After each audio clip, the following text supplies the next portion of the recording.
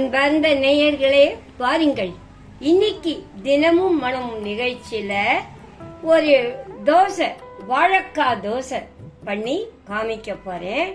அதுக்கு ஒரு டம்ளர் பாருங்க, ஒரு டம்ளர், இந்த டம்ளரால பச்சரிசி ஊற போட்டிருக்கேன். குறைஞ்சது ஒரு 3 மணி நேரம் ஊறணும்.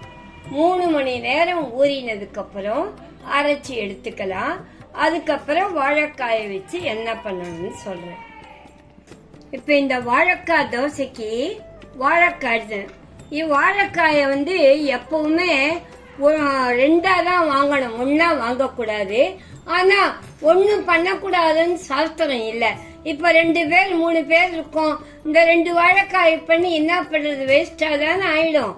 அதனால என்ன பண்ணுங்க, நீங்க பண்ணும்போது ஒரு 3/4 வாழைக்காயா பண்ணிக்கோங்க.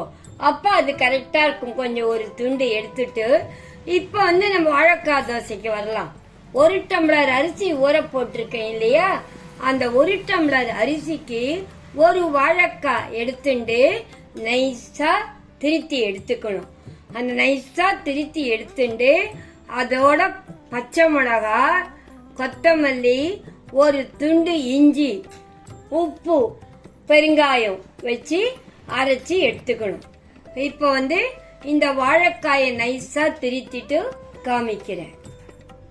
வாழைக்காயை பாருங்க, நான் நைஸா திருத்தின்னு இருக்கேன். இப்ப இந்த வாழைக்காய், பச்சை மிளகாய், இஞ்சி, கொத்தமல்லி மிக்சியில போட்டு கொஞ்சம் கொரகொரன்னு அரைச்சிட்டு அதுக்கப்புறம் இந்த ஊற வச்சிருக்கமே அரிசி, அதையும் போட்டு தோசைக்கு அரைக்கிற மாதிரி அரைச்சி எடுத்துக்கலாம். இந்த வாழைக்காய், கொத்தமல்லி, பச்சை மிளகாய், இஞ்சி போட்டு பாருங்க, இந்த மாதிரி கொரகொரன்னு அரைச்சிட்டு இருக்கேன். பெருங்காயம் வேணும்னா போட்டுக்கோங்க, இல்லாட்டி இந்த வாசனைக்கே போதும். இதுவே அரிசியோட சேர்த்து அரைச்சா கூழ் வத்தலுக்கு கிளறுமே, அந்த கூழ் வாசனை வரும். ரொம்ப நல்லா இருக்கும் அந்த வாசனை நமக்கு. அதனால இப்ப இதோட அரிசிய போட்டு தோசைக்கு அரைக்கிற பக்குவத்துல அரைச்சி எடுத்துக்கலாம். நான் ஏன் வாழைக்காய அரிசியோட முதலே அரைக்கலன்னா, இந்த அரிசி அந்த வாழைக்காய் என்னதான் நைஸா திருத்தினாலும் அப்படியே நின்றுடும், நைஸா ஆகாது.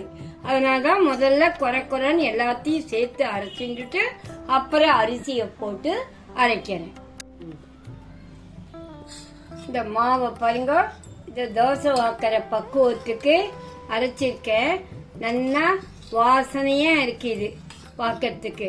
இந்த வாழைக்காய் தோசையும் நம்ம மாலையத்துக்கு பலகாரத்துக்கு பண்ணி சாப்பிடலாம், நல்லா சுவையா இருக்கும். நான் ஏற்கனவே சொல்றாம இந்த பலகாரங்கள்லாம் பசிக்கு ஆங்கவும் இருக்கணும். அது மாதிரி வாழைக்காய் உடம்புக்கும் நல்லது, இந்த தோசை சாப்பிடுறதுக்கும் நல்லா இருக்கும், மாலையத்துக்கும் ஏத்துது. சாதாரண நாள்ல நீங்க வேற எதனா கரிகாய் கூட இது பண்ணிக்கலாம்.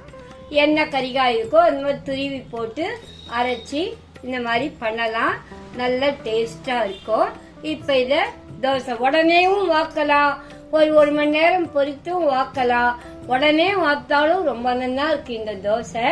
இப்ப இந்த தோசையை வாத்து காமிக்கிறேன். இந்த மாவுலயே உப்பு போட்டு அரைச்சிட்டேன். இப்ப தவாயில எண்ணெய் தடவிட்டேன்.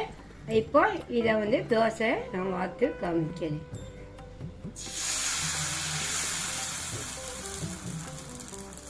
நல்லா எவ்வளவும் ஸ்ப்ரெட் பண்ணலாம், உங்களுக்கு வேணுங்கிற அளவுக்கு நல்லா இது பண்ணலாம் இத.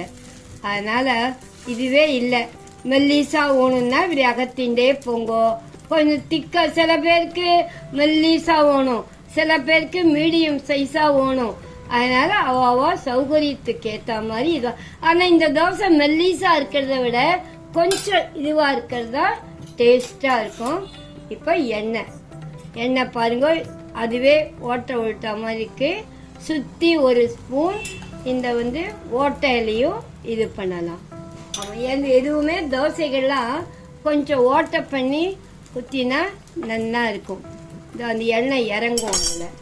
அதனால எண்ணெய் நான் ஜாஸ்தி எடுக்கிற மாதிரிதான் தெரியும், அதுவே சின்ன இதை பாருங்க, இவ்வளோண்டு இத பார்த்தீங்களா, இதுல ஒரு 1/4 ஸ்பூன் தான் சொட்டுவேன்.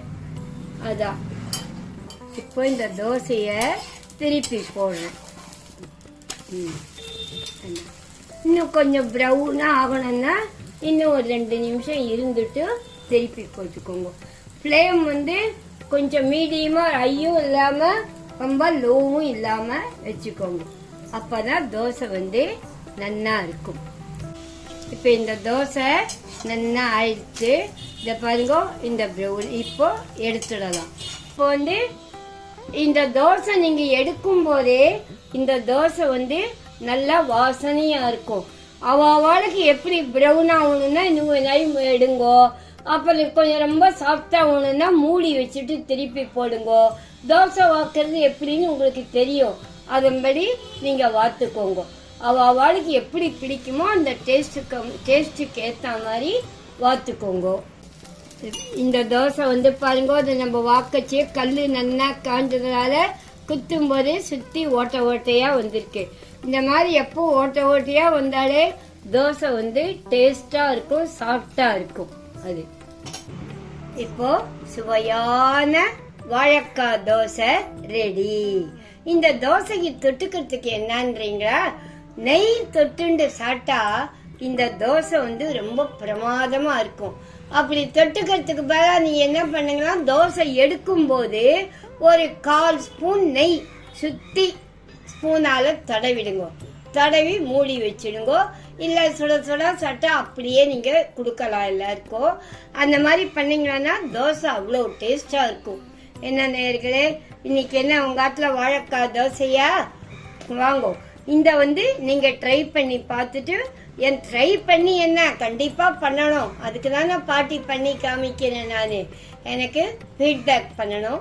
இந்த வீடியோ உங்களுக்கு பிடிச்சதானா லைக் பண்ணுங்க, கமெண்ட் பண்ணுங்க, ஷேர் பண்ணுங்க, மறக்காம சப்ஸ்கிரைப் பண்ணுங்க. மீண்டும் அடுத்த நிகழ்ச்சியில் உங்களை சந்திக்கும் வரை உங்கள் கனகா பாட்டி.